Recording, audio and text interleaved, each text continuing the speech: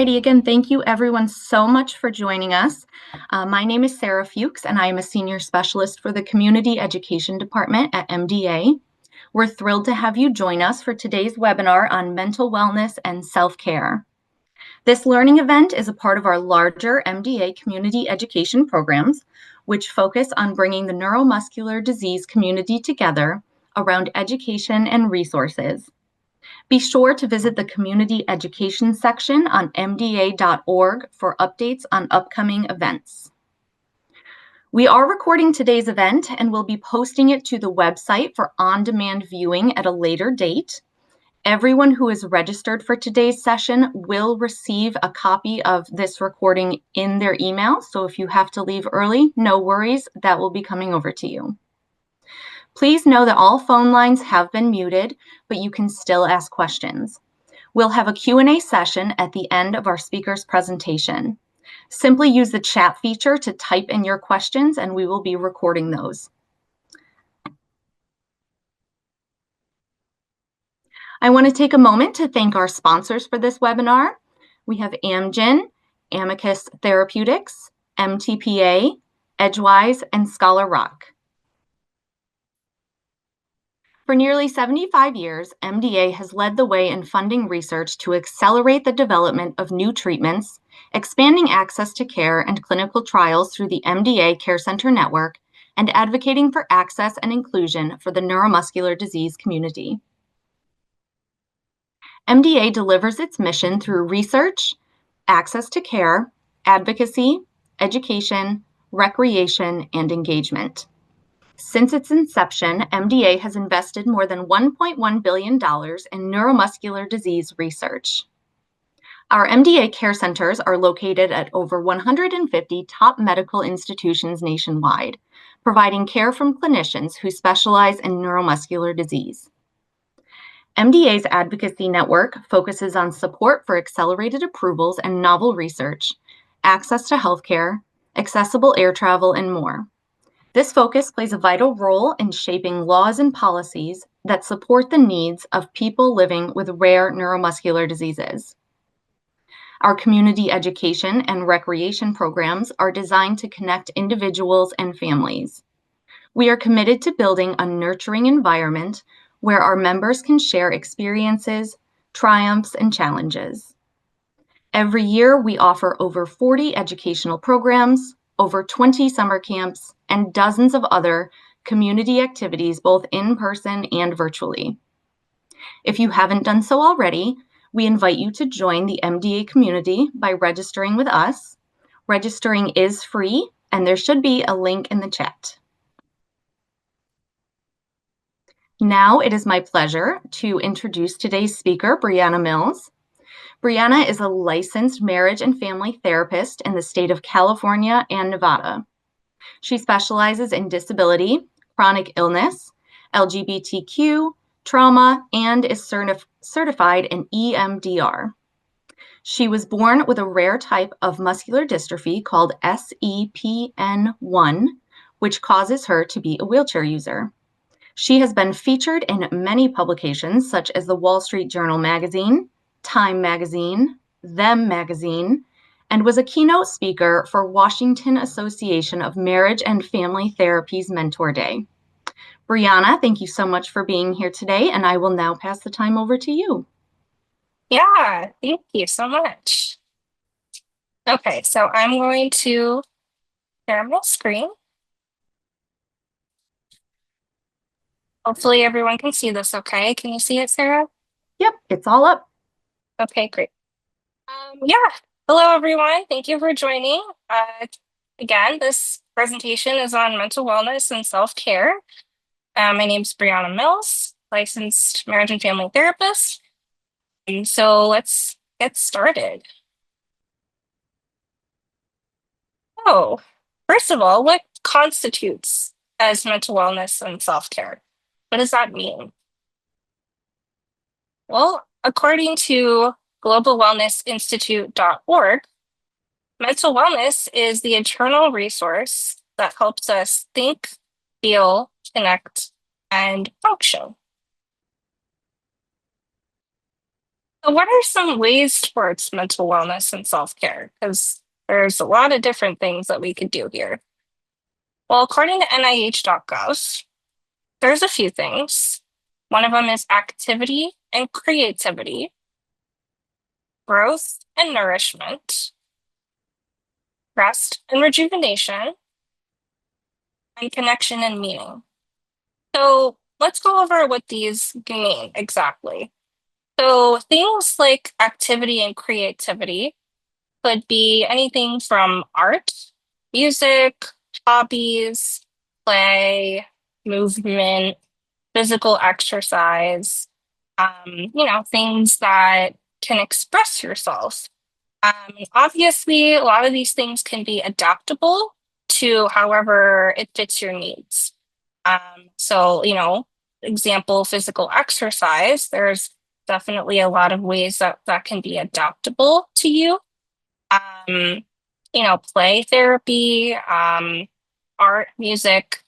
It doesn't necessarily have to be actual physical tools. It can also be technology based as well.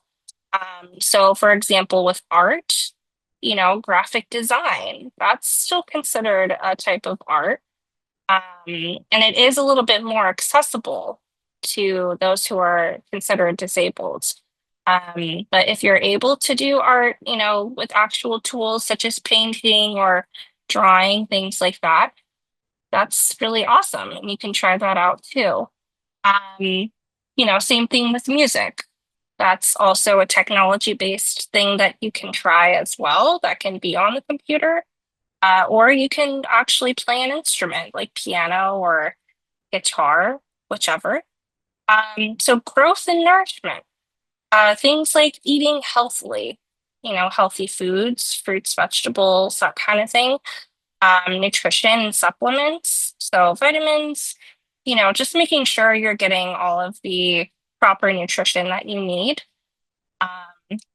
as well as nourishing your mind. So when people think of growth and nourishment, they kind of think, foods, which is part of it as well. But so is nourishing your mind. So, talk therapy, EMDR, which is a type of trauma therapy. Um, those are definitely ways to help nourish yourself because I see the mind and the body as connected. They're kind of one and the same. If you don't take care of your mind, then your body is going to react to that. And same thing with if you don't take care of your body, your mind is going to react to that as well. So they're kind of interconnected. Rest and rejuvenation. So things like meditation. There's all different kinds of meditations, and you can look some of them up. They even have like free ones on YouTube that you can listen to. Um, Mindfulness, which I'm going to go over a few of them later on. Mind body work. Mhm.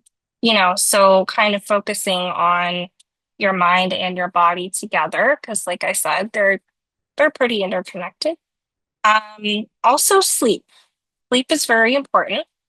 Um, Sensory grounding, which again, I'm going to go over in another one of the slides. So connection and meaning.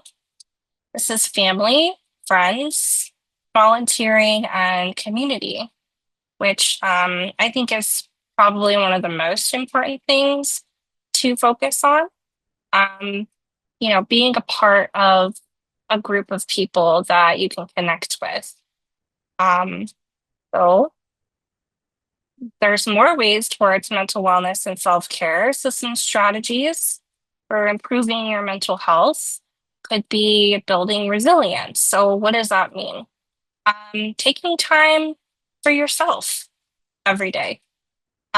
Looking at problems from different angles.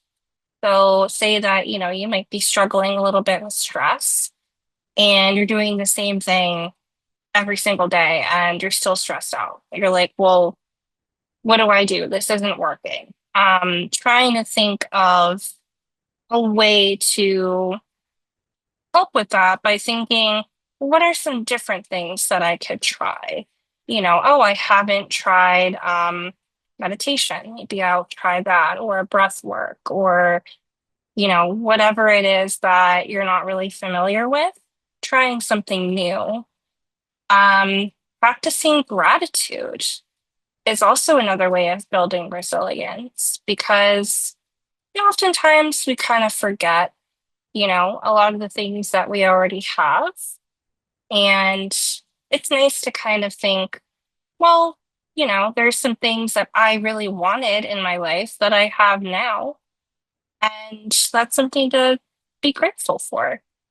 Tapping into social connections and community. So, like I said, trying to really find a group that you can feel belonging in, which I think is really important.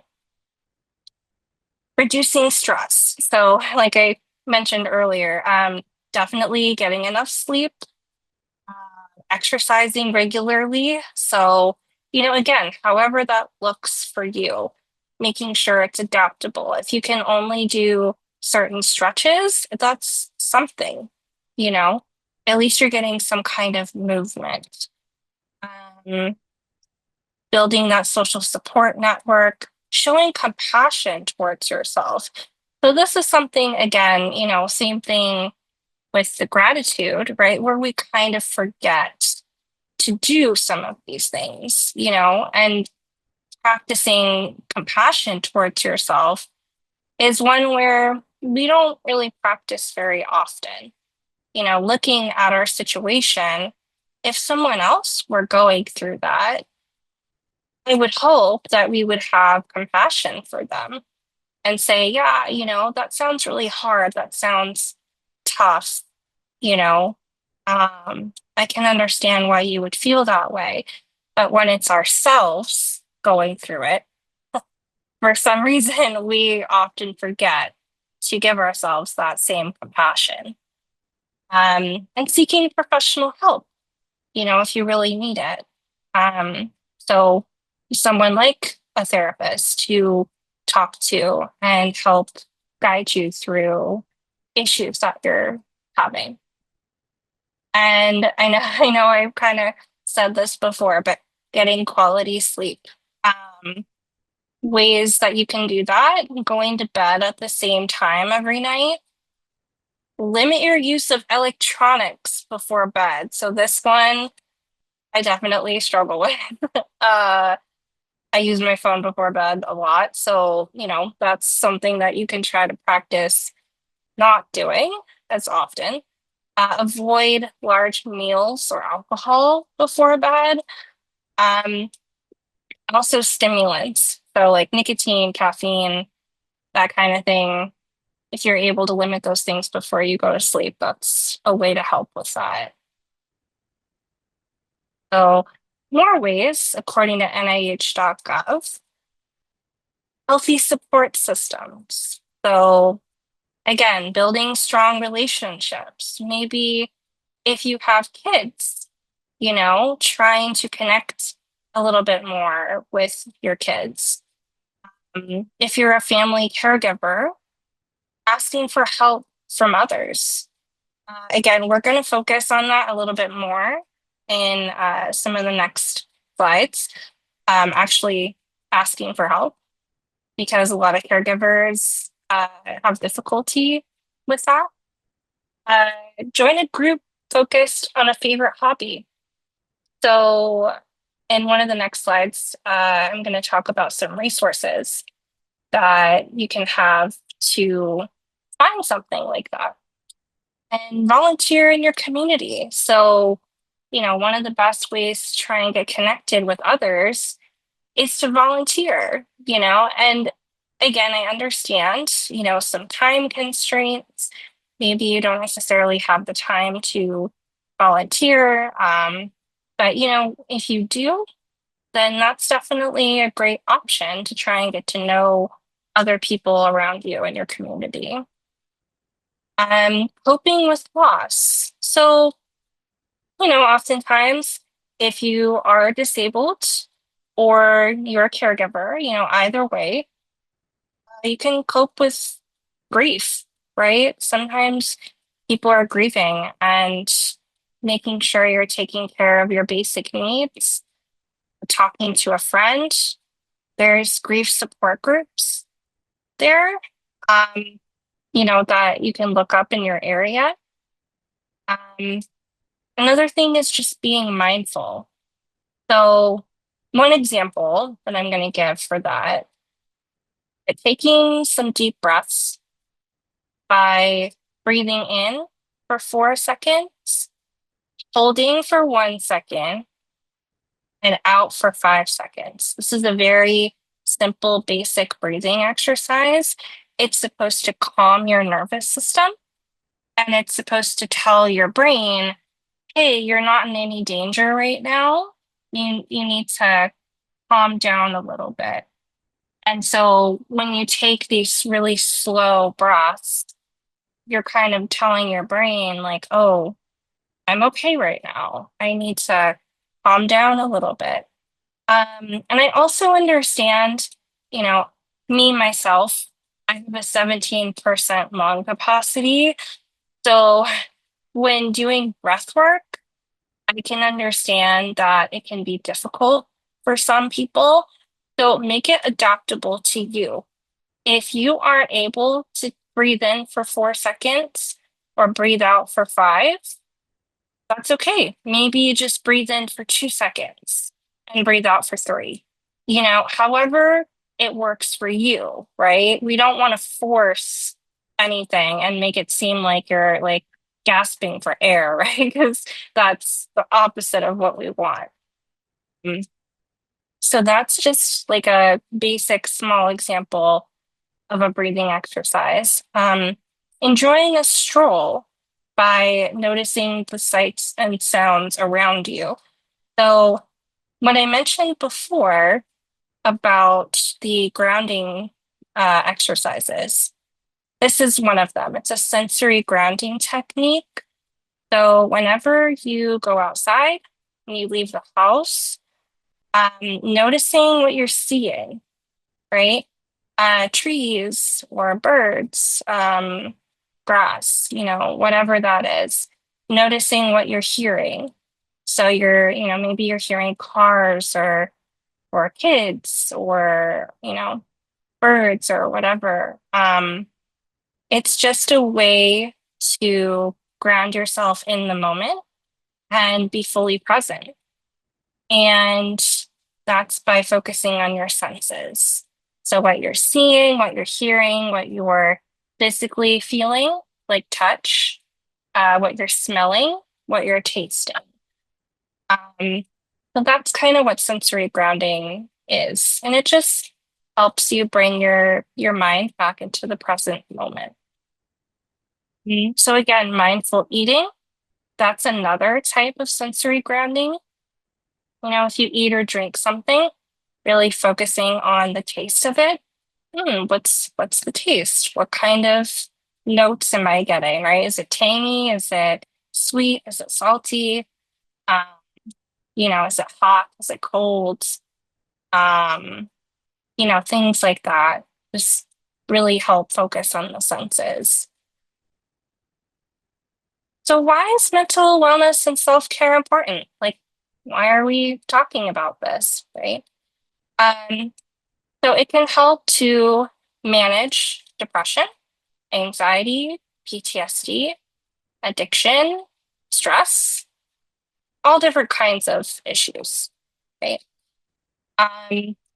And since the COVID-19 pandemic began, mental health has taken a huge downturn. So according to the WHO, the first year of the pandemic increased depression and anxiety by 25% globally, which is very huge.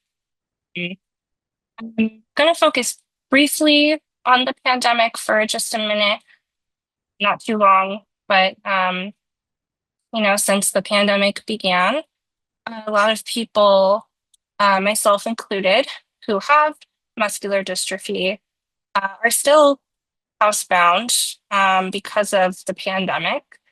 Um, a lot of people that I know that have MD often struggle when they have any kind of respiratory or, virus kind of issue.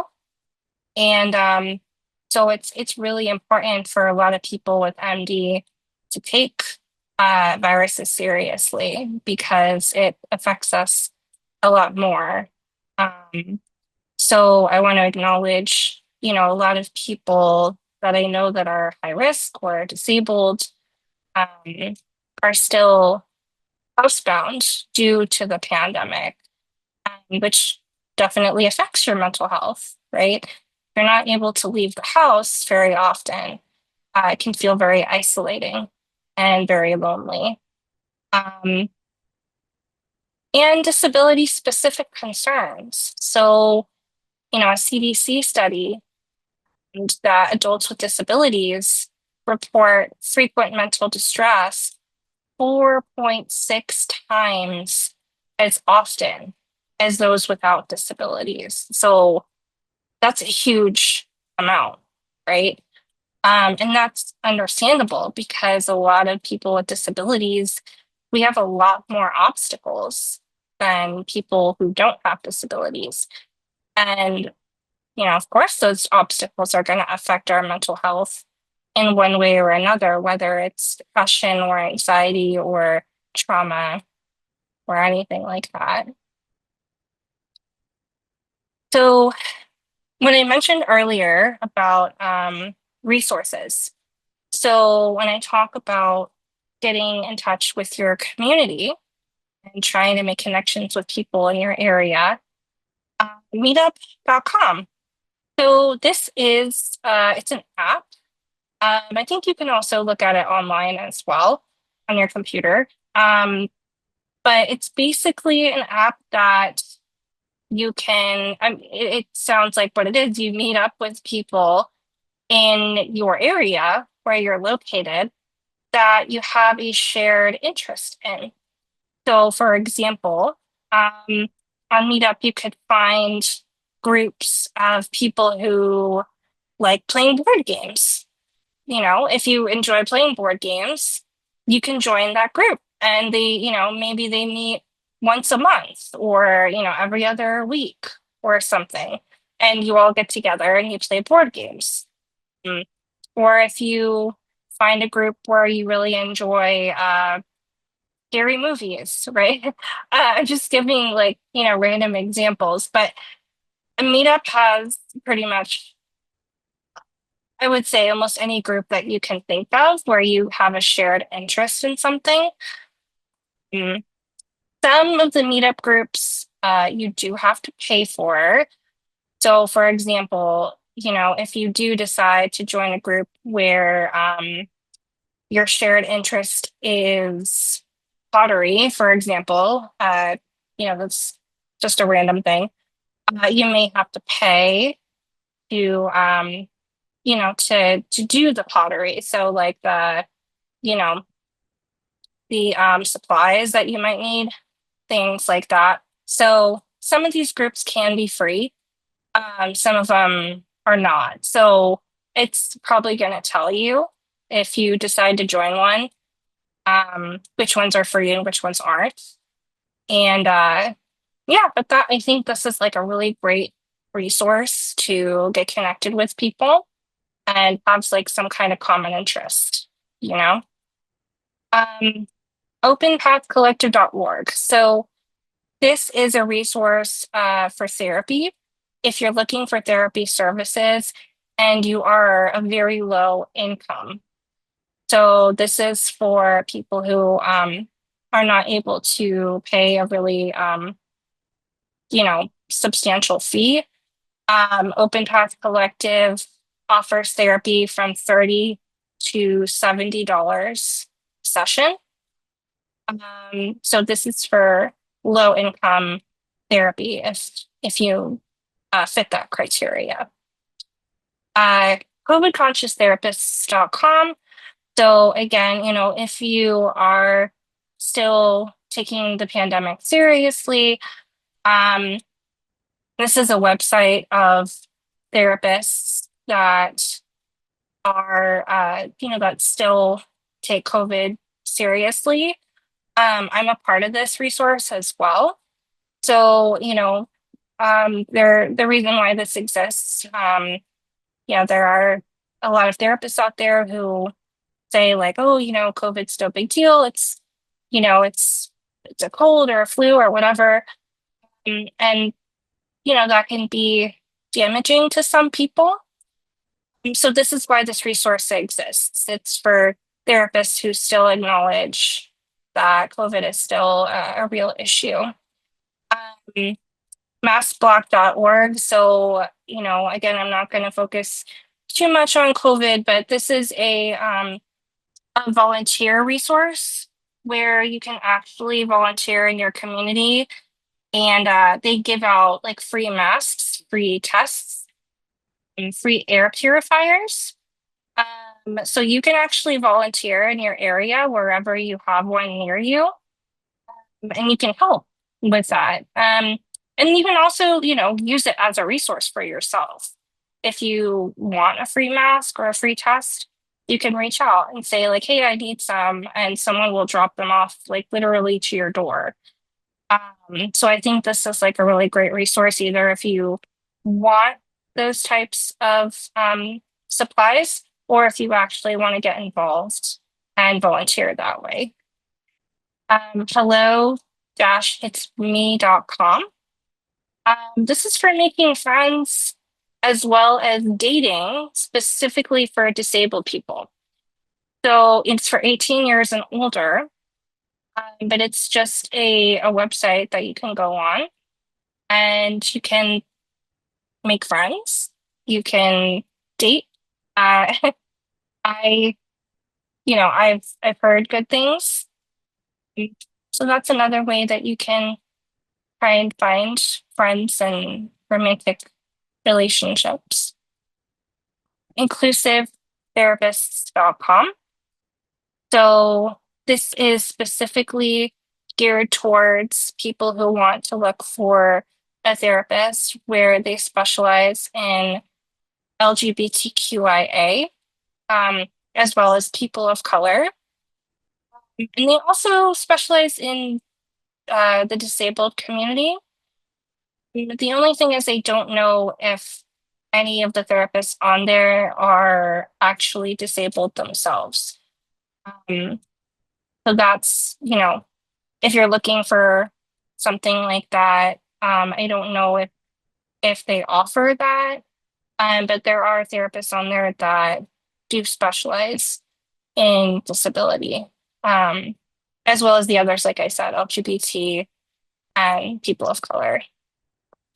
So those are just some resources that you can use for therapy, as well as getting to know people in your community. So signs of emotional distress and how to cope properly. So I know that we're all kind of feeling some emotional distress lately. So mayoclinic.org is a list of ways that it will tell you if you are experiencing any kind of caregiver burnout. So this is just a list, and I'm going to go through it in just a second, but I'm just letting you know it's not something where you have to fit every single criteria in order to show that you have caregiver burnout. Even if you experience, I would say maybe just like 3 or 4 of these, I would think that that's a sign that you're experiencing some burnout. But I'm just going to go through some of them. So worrying frequently, feeling tired often, getting too much or too little sleep, becoming easily angry. So this one specifically, and I would actually say a lot of these, it often comes up when you're not really understanding why you're feeling this way. You could wake up one day and, like the worrying frequently, right? And you're noticing that you're worrying, but you're like, well, what am I worried about? You know, I don't understand why I'm feeling worried right now. Um, so the becoming easily angry part. Oftentimes when people experience burnout, when you're feeling a lot of these, it's very common to not really know why. And I think the reason for that is because we don't really acknowledge burnout very often, like as a society, you know. Um, we have trouble with, understanding what burnout even is. So, when we're experiencing these things and we don't understand where it's coming from, I, I might say, well, it sounds like you might be experiencing some burnout. Losing interest in activities you used to enjoy, feeling sad, frequent headaches. So, again, when I mentioned the mind and the body are pretty interconnected, that's one example of how that can happen. So, if you are experiencing burnout, you can experience some physical symptoms because when you don't take care of your mental health, it definitely shows up physically for sure. Misusing alcohol or drugs, including prescription medication. So, if you notice yourself kind of trying to numb a little bit, um, again, I'm not saying that this is definitely caregiver burnout, but it could be a symptom of something that you're trying to suppress. Um, and missing your own medical appointments and needs. So I think this is very common with a lot of caregivers, putting other people's needs before your own, which can definitely lead to burnout a lot quicker. Um, so, how do we manage caregiver burnout? What do we do? So, according to mayoclinic.org, ask for and accept help. And I know that, this can be really difficult for a lot of caregivers. You know, they're really used to putting themselves, on the back burner and asking for and accepting help is something that a lot of caregivers aren't used to. They need to take care of other people. And so actually saying, hey, like I need some help is not, it's it's very foreign, it's very uncomfortable, you know? But unfortunately, in order to manage burnout, sometimes we have to do things that make us feel a little uncomfortable at first. Focus on what you can do. So, oftentimes, if you are a caregiver, um, you can struggle with feeling like you're not doing enough or feeling like, oh, I'm failing, right? Or, I'm not doing good enough at the things that I'm working on. Um, just focus on what you're able to do because at the end of the day, you're human and we can only do so much, right? Uh, Set realistic goals. So if you do have goals for yourself as far as managing burnout, then maybe it's, setting something a little more realistic, right? Um, Because if we're setting goals for ourselves that are not very attainable, well then we're going to burn out even more, right? Get connected. So again, you know, using one of those resources to try and be a part of a community. Just really getting connected with other people. Joining a support group. That's another way that, you can try and get connected with other people. And take care of your health. So, especially, if you're not feeling good, uh, one of the worst things you can do is push through it. So, if you're like feeling sick, like physically, and you're like, oh, I have to go to work, maybe that, again, the first thing, asking for and accepting help. Maybe you need to ask someone, hey, can you fill in for me? Because I'm not feeling good and I can't do it right now. Um, it's one of those things where that saying, if you have to put your oxygen mask on before your child's, it's very similar in that way. You're not really able to help other people if you're not helping yourself. And yeah, just take some time for yourself whenever you feel that you can. Uh, however that looks for you. And we'll talk more about that in a little bit. How to manage burnout for disabled people. So, I talked a lot about burnout when it comes to caregiving, but disabled people get burnt out as well. So I wanted to acknowledge that. Um, One of the best ways to help with burnout as a disabled person is getting appropriate accommodations.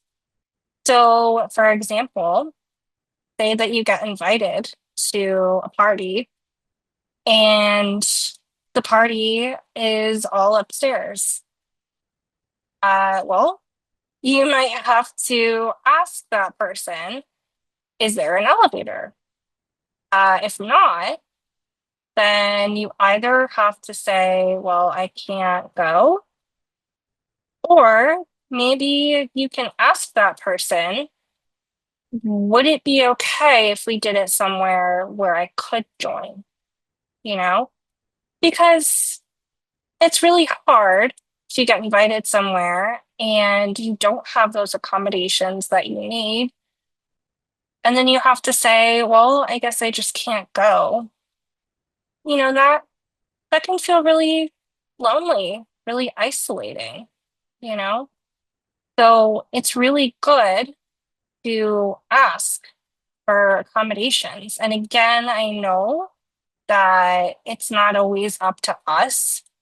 If you're disabled and say you have a job and your boss is telling you, hey, you need to do XYZ, but in order for you to do that, you need an accommodation.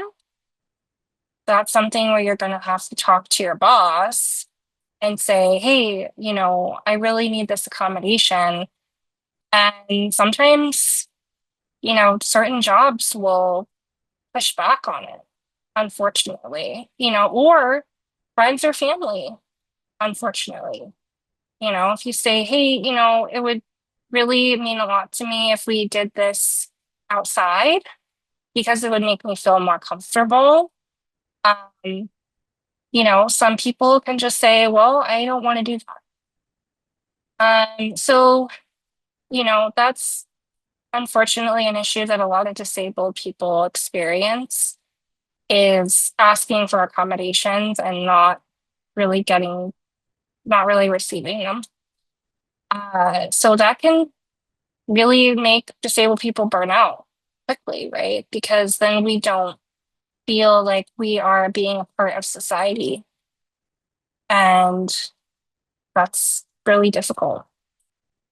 Sensory soothing. So this one is geared more towards neurodivergent people. So people with autism or ADHD, which are considered disabilities as well. So, oftentimes people with autism or ADHD can have sensory issues. So, for example, say you are in a restaurant and it's very, very loud. Um, maybe you need to step out for a second. If you're feeling way too overwhelmed with a lot of the noise in there, you may just have to say, hey, I need a minute, and just walk out and stand outside for a few minutes, or maybe the lights are way too bright, or they're, flashing, or, like in a club or something like that. Uh, you may have to either say, hey, can we go somewhere else? I'm feeling really overwhelmed. Or, there might be some glasses that you can wear, like some sunglasses that can help dim the lights a little bit wherever you're at. So, yeah, just making sure that wherever you are, you're really doing a lot of sensory soothing for yourself, whether it is lights or sound or anything else. Healthy habits. So, for disabled people, it's the exact same, right? So making sure that you're eating properly, making sure you're getting enough sleep, you know, um, being connected as well with other people. Mm. I think that's usually an issue that a lot of disabled people have because, again, like due to the appropriate accommodations, um, it's a lot harder for us to get out of the house. So if we need to go somewhere in person, we may have to take the bus or the train, which can be really difficult. Or if you have a special van, you may have to wait for the person that's able to drive it to take you somewhere, right? So I know that, people with disabilities, especially MD, it's not always easy to, get those needs met. Um, but, just doing our best to make sure that we are getting those needs met and understanding boundaries. So this one is really important as well. I think between the caregiver and the disabled person. And again, I acknowledge the fact that when you have a disability, sometimes you're not fully able to have certain boundaries that you need simply because you're not receiving all of the care that you need. And so, I could give an example. Say that you rely on someone to help you, like a caregiver, go to the bathroom or, get fed or whatever. And that caregiver, continually shows up an hour late. Um, and, you have a boundary where you're like, hey, I need to go to bed at a certain time, or, I need to eat dinner at a certain time or something. But if this caregiver is the only one that you have, it's it's a difficult thing to set that boundary, right? If you don't have a lot of options. So I do acknowledge, especially for disabled people, it can be really difficult to set those boundaries when you don't have, like I said, a lot of options, right? But same thing for caregivers, right? You may not have a lot of options either. So if you have certain boundaries, um, it can be difficult to set them if you're the only one that's able to do certain things, right? So when we talk about boundaries, how to communicate properly about needs. So I think this is really important when setting those boundaries, is how to communicate properly. So these are called I statements. So according to Boston University, I statements, they focus on your feelings and experiences, and if you're able to express yourself in a way that doesn't attack or criticize or blame others, you're less likely to provoke defensiveness and hostility, which escalates conflicts. So these are what I statements are for. So there's 4 parts to an I statement, according to Boston University. So the first is observation. Second is feeling. Third is need. And fourth is preference. So giving a little template right here on the side. I'm just we're gonna go through, an example, but it just says, when you blank, so your observation of what you're seeing, I feel or think blank, so state your feeling, because, and then you're stating your need. So what it is that you need in the moment. I would prefer that blank. So you're stating what you would prefer happen instead of what's currently happening. So we're just going to go over an example. So let's try and fix this one. So instead of saying, it's rude of you to be late all the time, you screw up everyone's schedule, what do you think we can say instead when using that template for an I statement? Well, you can say, when you're scheduled to be here at 8:30, but don't come until 9, I feel disrespected. So you're stating the observation, you're stating the feeling.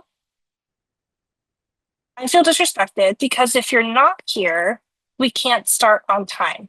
So that's your need, right? We need to start on time. I would prefer that you arrive at the agreed upon time. So then you're stating your preference, right? So, using that template, kind of like a little sandwich kind of thing. You're just filling in the blanks of what you're observing, what you feel, what you need, and what your preference is. And I think the preference is the most important part because it's telling you how to change the behavior, right? If all you're saying is like, oh, I don't like this, stop, right? Well, what can we do instead, right? So that way things can change for the better, hopefully. Grief in the disability community. So this is something that I am very well versed in. I do a lot of grief work with disabled people. And I know a lot of people, when they talk about grief, usually it's about someone passing away, which is definitely a part of grief for sure. But there are so many different kinds of grief out there that it's not just about people passing. So, and I like to think of it as the cycle of grief instead of stages. Most people know about the stages of grief, which are, right here: denial, bargaining, depression, anger, acceptance. But I like to think of it as a cycle, especially if you have a disability, because unfortunately, when you're disabled, that kind of grief never truly goes away. I'm going to go over the cycle very quickly. So, experience. So say that you experience some kind of grief, for example, losing an ability over time. So I'm going to talk about something that I've dealt with. I used to use a walker when I was younger. So I used to be able to walk. And I lost that ability about, like 15 years ago, maybe a little bit more. So I've been using a wheelchair for the past 15 years.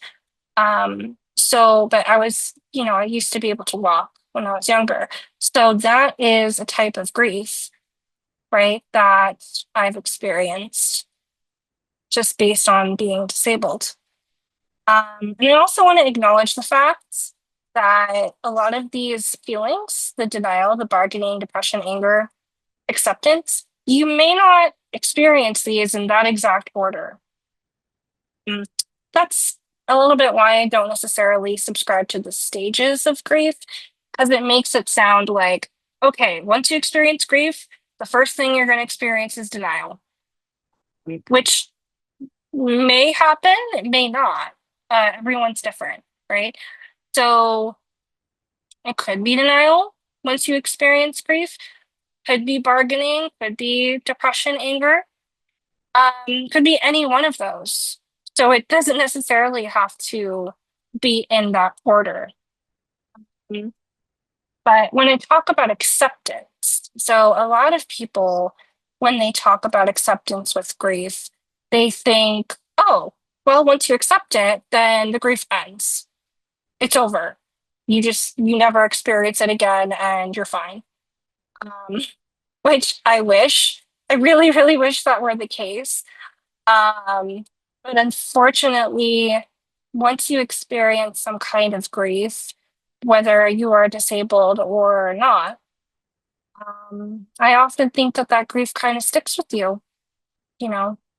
Um, so when I say acceptance, I'm talking about, you may have days where you wake up and you just don't really think about the grief. It doesn't come up for you. You end up going throughout your day just fine. Um, or maybe you might think about it and just, end up being okay. And that would be considered acceptance. But the reminder piece right here after acceptance, that's where the cycle starts all over again. So I'm going to give another example very quickly. Say that I'm writing something down with a pencil and I drop my pencil. When I'm writing, I'm in the zone, I'm, doing my own thing. And then when I drop my pencil, I can't pick it up by myself, right? I need someone to grab it for me. So when that happens, I'm automatically reminded, oh, I'm disabled. I can't get that myself. And then you're reminded, like, oh, yeah, the world isn't built for me. And then the grief hits you all over again. So that's what I mean by reminder. Some days you can go throughout your day and just, be fine. And something hits you and reminds you, oh, yeah, I'm, you know, I'm going through that again. And that can be really hard. You can experience the depression, you can experience the anger, the denial, whatever it is, it might hit you. And then you'll have to go through the cycle all over again.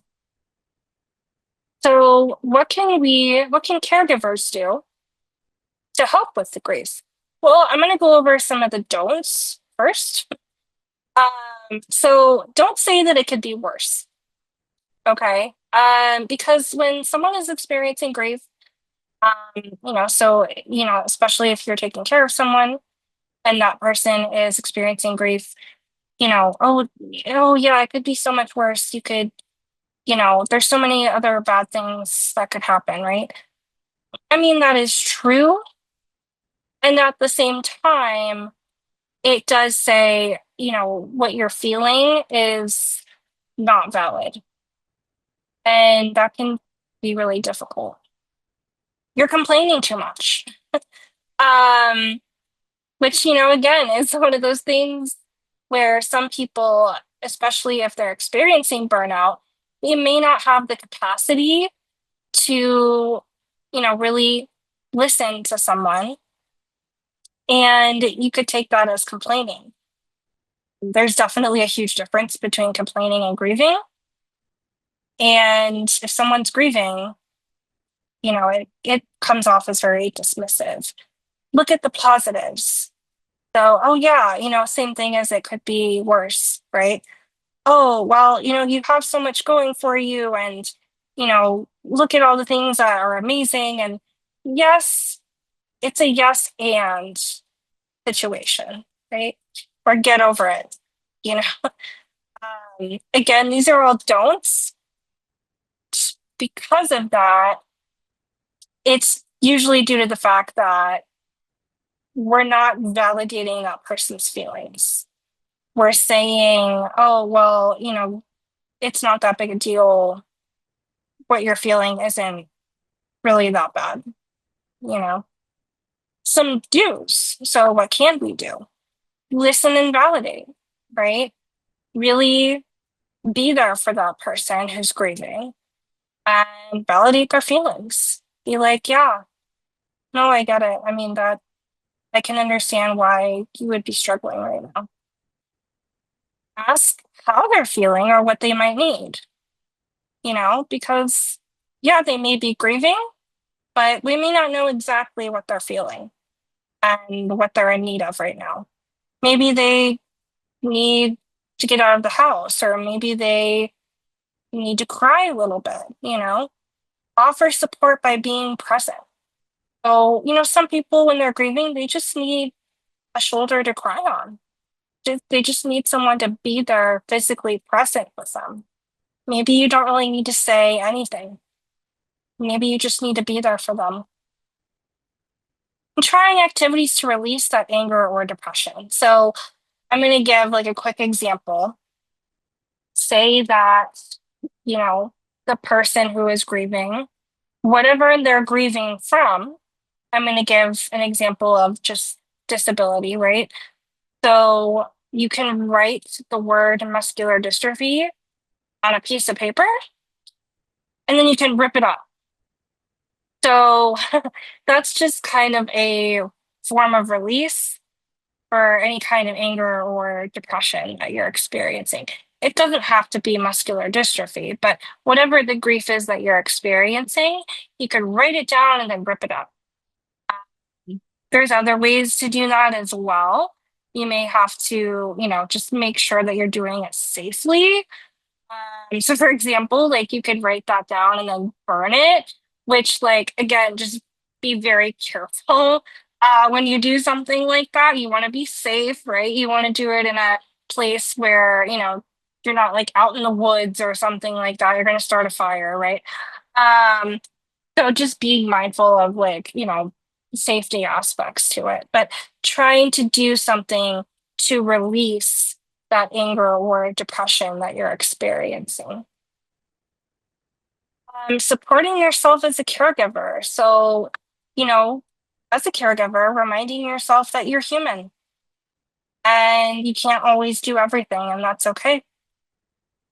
And learning to come to acceptance with that.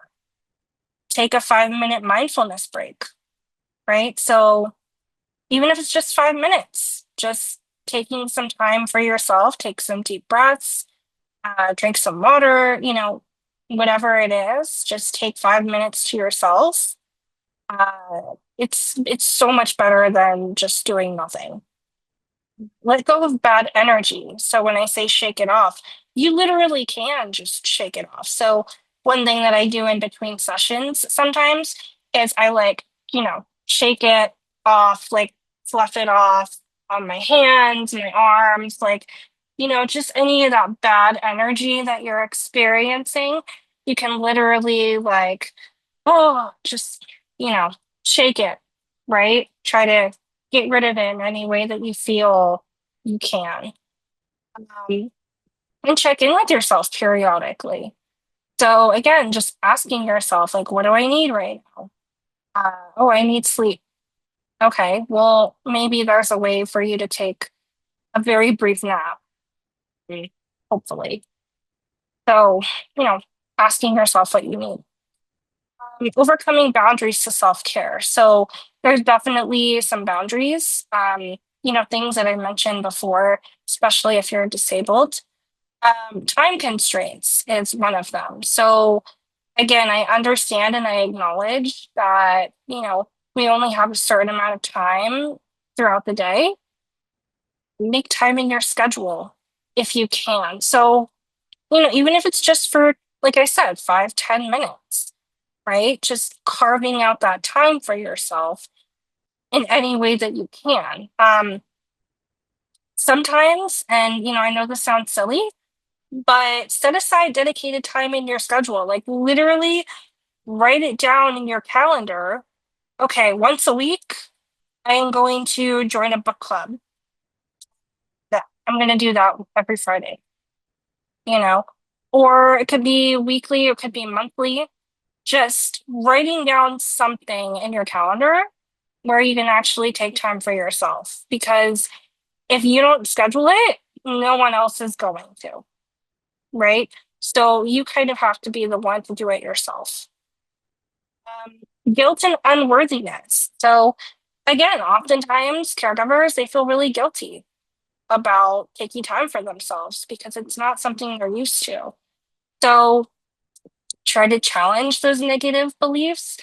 And again, this is also something that disabled people can feel guilty of too, not necessarily for taking time for themselves, but feeling guilty for having needs, which caregivers feel that same guilt as well, right? So if you're a caregiver and you're feeling bad for having needs, disabled people feel that exact same guilt. And so if you're able to connect with that, I think that's a really good way to share some kind of understanding and say, you're not a bad person for having needs. Same with me, right? Like if I need to take a break for like an hour, then I need it. And I'm not saying it's easy that we can all have that option, but it is a way to help understand, like, yeah, we both feel guilty for having needs. Cultivate that self-compassion. So again, like treat yourself with the same empathy that you would a friend. If a friend were coming up to you and saying like, oh, I feel so bad for, taking time for myself, you would probably say to that friend, like, it's a good thing, right? Like you need that. But for whatever reason, we tend to treat ourselves differently than we do other people. And that's not really fair. So the financial constraints, and I know, again, I acknowledge that a lot of people are hurting financially. We can't always decide to go, every time that we need a vacation, oh, let's just go to Europe. We don't always have that option, right? We can't just get on a plane and fly to France. So exploring low cost or free alternatives, meditating, taking a walk, seeing friends. You can try to budget for self-care activities. And again, like I know that not everyone can do that. I know there's people out there that, you know, live paycheck to paycheck and it can be really tough. So, if you're not able to budget, that's okay. Maybe just trying to find some free, low cost things that you can do. Um, Lack of awareness. So again, this is why we're here. Lack of awareness for not understanding the benefits of self-care. Some people just don't understand like why it's necessary, why we need it. So decision paralysis is another one. Start small. Some people, they think, oh my gosh, there's so many different options. I don't know what to do. Like, what do I start with? Well, just one or two simple things, right? So, like I said, going for a walk, right? Getting outside or going around the block or doing a 10-minute meditation or, focus on your needs by creating a self-care menu. So, what I mean by that is take some time to make a list things that you enjoy and do them when you can. So you can make a list on your phone of things that you really want to do. Try and do them whenever possible. Lack of support. Again, I know that not every caregiver has the option to just say, hey, I need to take an hour break, but it's one of those things where that's where community really comes in and is really helpful. Communicate your needs. seek out like-minded individuals that can be there for you when you need it. That's what community is all about. It's about being there for one another. It's about supporting each other. And be your own advocate, which disabled people know very well, right? When we're born with muscular dystrophy, we're automatically of the assumption that we have to advocate for ourselves because oftentimes we don't have other people to rely on. So we have to kind of do the work ourselves. And same thing with caregivers. You have to be your own advocate. Some resources for self-care. So there's the Calm app, which I actually think you have to pay for. At the top of my head, I don't know the price, but it has all different kinds of meditations. It has, resources for depression or anxiety, like things that you can do, recordings that you can listen to. But again, I don't think it's free. So you may have to look up how much it is. AnnaFreud.org. So this is just a website that has different worksheets that it can give you to help with anxiety or stress or depression. So, things that if you want to actually like do kind of homework type things. Headspace is also another one. So again, that's just another app where it gives you resources for helping with stress and burnout, things like that. So these are my references. And this is my contact information. So this is my website, my email, my phone number, and this is all of my social media. And I am currently accepting clients in California and Nevada for anyone who is in need of therapy services. So thank you. Thanks so much. Thank you, Brianna. If you wanted to leave that slide up for maybe just a minute while I start the Q&A, Yeah. so anyone can, usually I do share a Q&A slide, but if you want to leave that up momentarily, then everyone can make sure to copy down your information. Sure. And I recognize that we went a little over time today, but if everyone doesn't mind hanging out with us for just a little longer, I want to go over some Q&A because we did have some great questions submitted upon registration.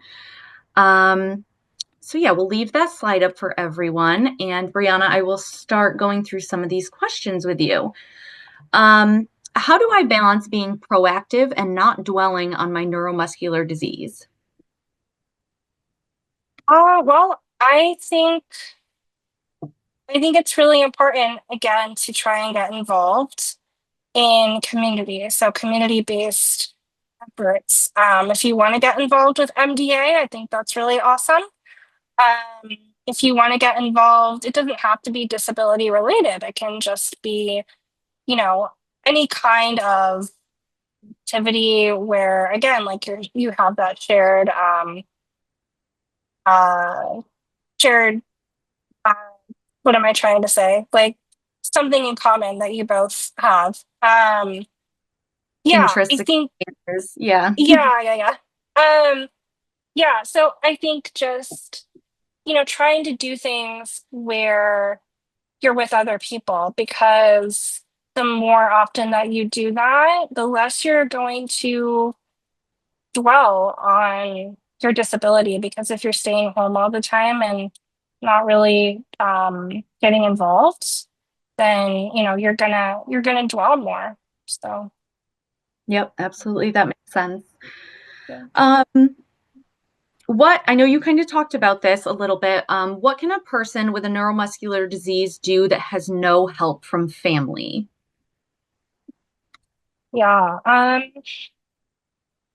So I know that in-home supportive services is a resource that you could possibly use. I know that I use that as well for my caregiving.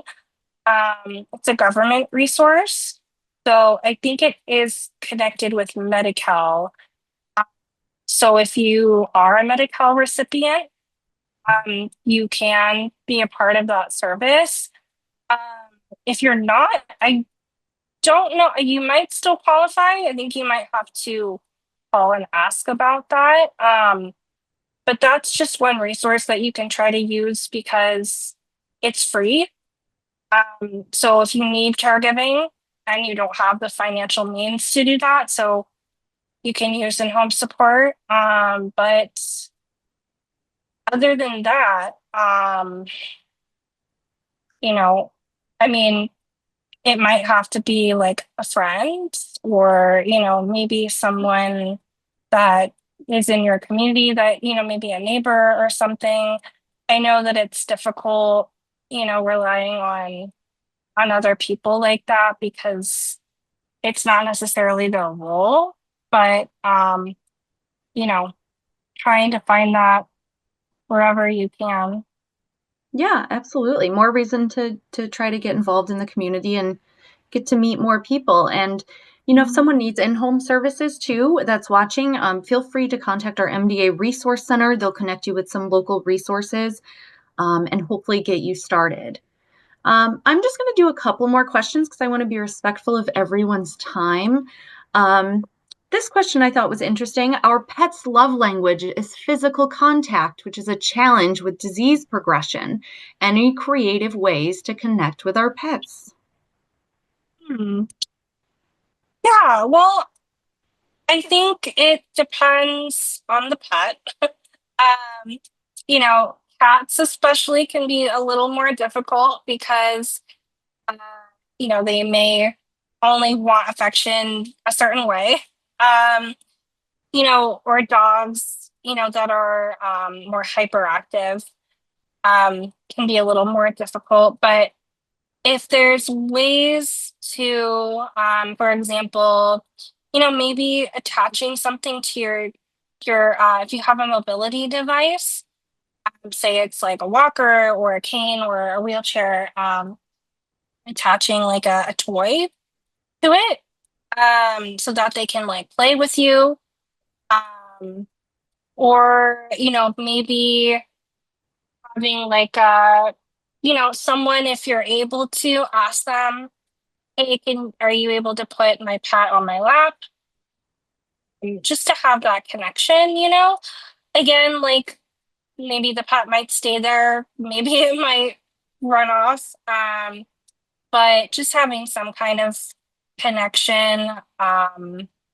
Yeah, because I know, like, especially if you're in a wheelchair, it's harder to interact with pets unless they actually jump up on you. But if you're able to ask for someone to help with that, yeah, you can try that out.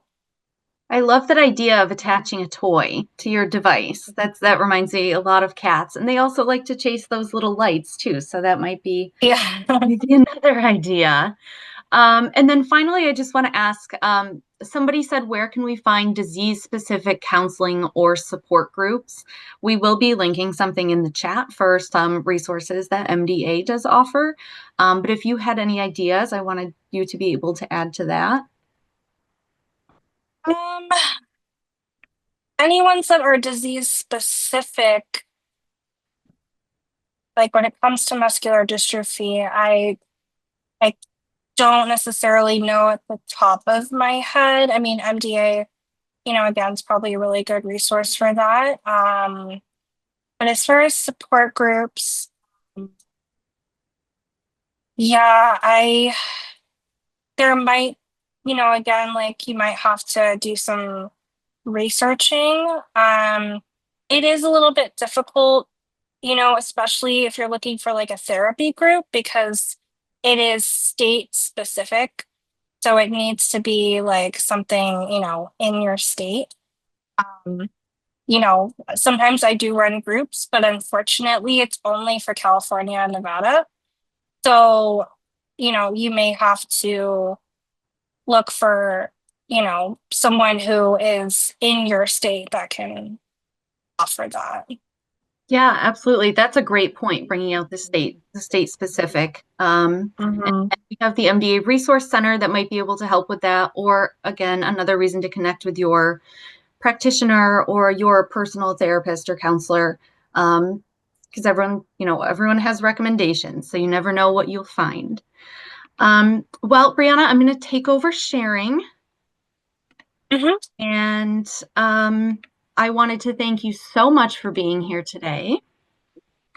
Yeah. And for everyone else, if you don't mind, I'm just going to wrap up and give you a little bit more information. We did talk about those resources that MDA has for disease-specific groups, so I will discuss that here shortly, and I'm going to begin wrapping up. Don't worry, it won't take that much longer. Again, thank you so much, Brianna, for being here.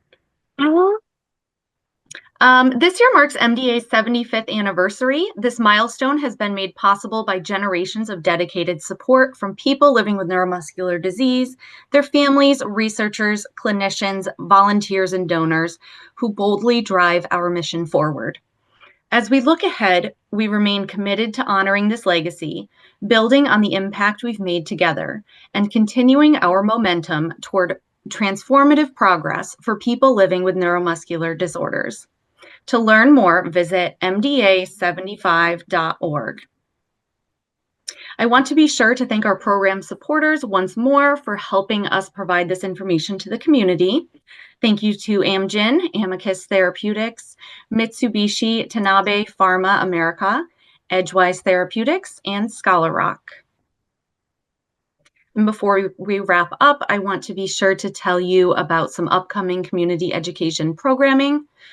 First, MDA is hosting a webinar on understanding clinical trials and natural history studies on Wednesday, June 11th. This webinar will cover the purpose and design of clinical trials and neuromuscular disease research, the role of natural history studies in advancing treatment options. It will highlight key considerations for participants in clinical trials, including eligibility, risks, and benefits, and tools to find and evaluate clinical trial opportunities. There will be a link to register in the chat if you are interested. Next, I want to encourage you to connect with others in the MDA community by joining an MDA community group or participate in MDA's Next Step seminars. Community groups are supportive groups that provide a safe place to gather resources, interact meaningfully with others, and exchange valuable information with others in the neuromuscular disease community. MDA's Next Step seminars offer information, resources, and connection during critical life transitions, such as receiving a new diagnosis. Learners will be able to participate in small group discussions, hear directly from expert clinicians, and learn from others who are further along in their journey. So there should be links to those in the chat as well. Last but not least, we again invite you to join the MDA community. Joining is free and will help you stay up to date on our programs as well as the latest research. Please scan the QR code with your smartphone or visit the link in the chat. I again would like to thank Brianna for sharing her time and expertise with us today. We do want to hear from everyone who attended. What did you like about today's program? What can we do differently? There will be a survey that pops up when you exit the program, and your feedback is very important to us. If you have any additional questions or are looking for support or resources, please contact the MDA Resource Center at 1-833-275-6321 or via email at resourcecenter@mdausa.org. Well, I want to thank everyone for attending today, and this concludes today's webinar. Thank you so much. Thank you, everyone.